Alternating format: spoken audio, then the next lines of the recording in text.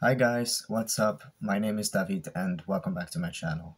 So, if you didn't know me, I'm a trans guy from Poland living in the Netherlands, and whenever I say that, people assume that I either moved to the Netherlands because I'm trans and this is supposed to be like a supportive country, or that I moved here independently in my adult life.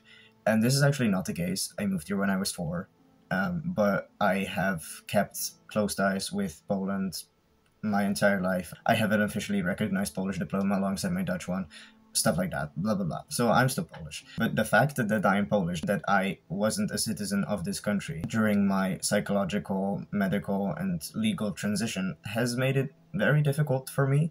And I have not met another person in my situation, which made it even more difficult because I have had to figure everything out on my own.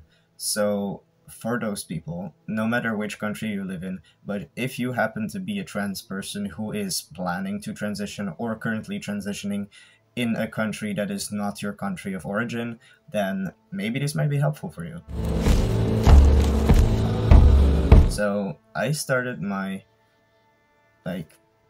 psychological, I don't know if you can even call it psychological transition, but basically I started getting gender therapy. I think back in 2020. I was on the waiting list before, but I got there in 2020. And one thing that happens immediately when you have a non-Western European first and last name is that people just assume you're bad at the language, you don't speak the language, you're like stupid or whatever. And I always have to tell people, like, no, I've grown up here. I speak the language. I literally study at university here. Like, what? But people just assume that based on someone's name, which is already, well, a red flag because people just shouldn't do that. But it's also just harmful. And you constantly have to prove that you are actually just as capable of understanding what is being said to you as a native speaker. Like, I consider myself a native speaker of Dutch because that's the language I grew up with. I also grew up with Polish and English, but, you know, Dutch too. So that was struggle number one. And then people always kept mispronouncing my name and my last name. They didn't know how to spell it, blah, blah, blah. But that's not really trans-related. So I'm like, you know what? Okay. But I think it would be nice to, you know, call a trans person by their correct name. Like, my name is David, right? Dawid, which is just the Polish version of David. But people cannot seem to comprehend that. And you know, they just keep calling me weird other stuff, which, like I said, would happen anyway if I wasn't trans, but the fact that this is my chosen name and people just, like, cannot call me by that name is just...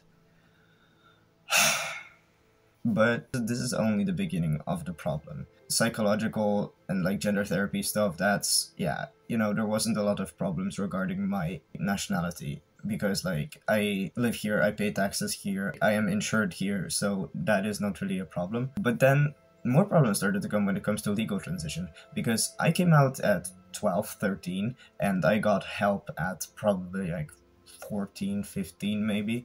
And the thing is, in the Netherlands, you're legally allowed to change your name at 16, but since I wasn't a Dutch citizen, I couldn't. In order to change my name, I had to wait until I was 18 years old. Then I had to apply for Dutch citizenship. And then I could apply for name change, which I did. And you might ask me why I decided to change my citizenship. Well, I have an entire video about that, so I don't want to go too much into details. But basically, back then, and honestly still a bit now, Poland was a very hostile environment for trans people, and I don't live there, so for me to just travel there in order to fix all my legal issues would be a lot of money and a lot of time, which I didn't have because, like I said, I am a full-time student. So unfortunately, that just wasn't possible, and you can look up what the transitioning process is in Poland. You have to go to court, you have to, like, basically accuse your parents of assigning you the wrong gender and blah blah blah, and it's just not a process I was ready to go through, because I felt pretty okay with, like, my mental health and stuff, and that process, I've heard so many, like, negative things that, like, people had to prove to others they were trans by literally sometimes having to take their clothes off, which is insane, and I don't know if that's true, that's just what I've heard. But yeah, I think you can just all understand why I didn't want to do that in Poland. So then I had to change my citizenship, which is already a lot of money, which normally non-migrant trans people wouldn't have to pay. But yeah, I did that, and then I changed my first name.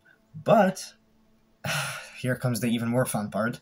Because I'm Polish, I have a gendered last name. Now, I have a separate video about that, which, again, I would recommend watching. And because the Netherlands doesn't recognize gendered last names, my last name didn't change when I changed my first name. In Poland, that would happen. So now I'm in the process of having to change my last name from a feminine to a masculine one. And I did a GoFundMe, and I reached my goal, so thank you guys very much, because you guys helped me a lot with that. But yeah, I now have to change my last name, and then I will finally be done with legally transitioning.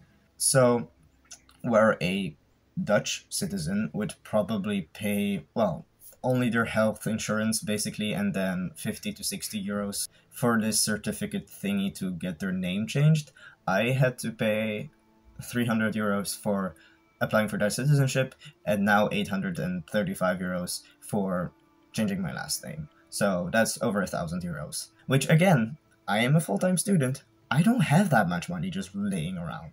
But yeah, fortunately that went pretty well, and now I'm on my way to have this last thing changed, and then I will be, as some very unknowing people say, fully transitioned. But yeah, I will probably still have problems with my Polish name living in the Netherlands, because people always, just every time I end up in a new situation, either they start speaking English to me because they assume I don't speak Dutch at all, which is nice, I guess, because there is a lot of migrant workers coming to the Netherlands who maybe don't speak Dutch, but it's just weird to assume that. And, you know, Eastern Europeans are generally treated poorly in the West anyways, so yeah, that's gonna keep happening to me unless I move back to Poland, which honestly, in this current political climate in the Netherlands, I am genuinely thinking about, because yeah, it's that's a thing I should probably tell you guys, is that I hear a lot of people from abroad wanting to move to the Netherlands in order to, like, you know, live in a trans-friendly country, and in order to be able to transition. It is not easy. It's not easy at all. The Netherlands might be LGBTQ friendly on paper. They did legalize homosexual marriage in like 2001, but trans care is still horrible. The waiting lists are horrible. They're, I think, like 3 years now just to get an appointment with a gender therapist, which won't get you anywhere. It will just let a person know that you might have transgender feelings.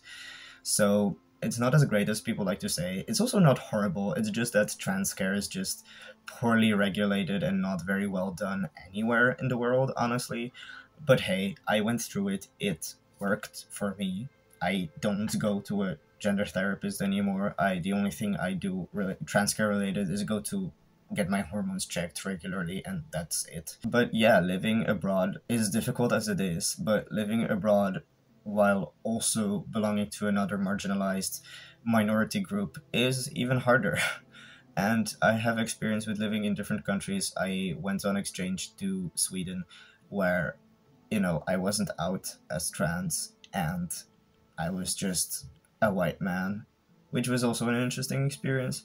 But then again, I was there as an international student, so there having a foreign name was also like normalized. And of course, I'm not saying that everyone is racist these days, but a lot of governments are starting to turn extremely right-wing, for example, here in the Netherlands. So I don't know how long this will stay a good country to live in for trans and other LGBTQ people. I'm not planning on staying here anyway, so if there's any comments like, oh, go back to your own country, with pleasure, with pleasure. I just need to finish my studies first. But yeah, at the end of the day, it did work out for me, and again, like I said, transitioning is hard for everyone, and living abroad as a child of migrants is also hard. Like, I get that. I know people sometimes assume that I don't have it as bad because I'm white, but some people don't see Slavic people as white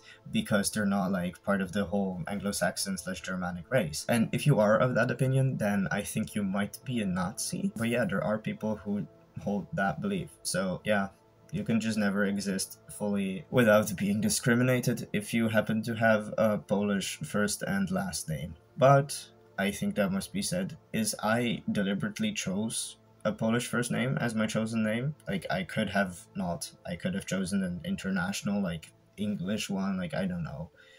There's a lot of, like, these typical trans names, but let's go with, like, Alex or something. I could have chosen that. I didn't want to. I felt like I am Polish, and my gender identity does not change that fact. Like, I don't want to step away from my Polish heritage. And I have a Polish last name again, so it wouldn't fit to have like a non-Polish name, especially because in Poland it's typical to have a Polish name or like a Polished version of a name. So like my name David with a W is only used in Poland. Every other country uses David with like a V, but I'm not like other girls. So yeah, I think that is everything I had to say.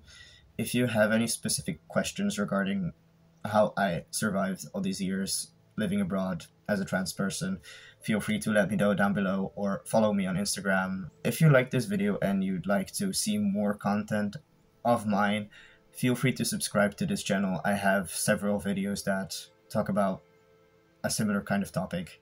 And if you're more interested in other stuff I talk about, because I talk about Norse paganism and like Viking Age history, as you might have seen from my wall, then yeah, I have a lot of that on my channel too.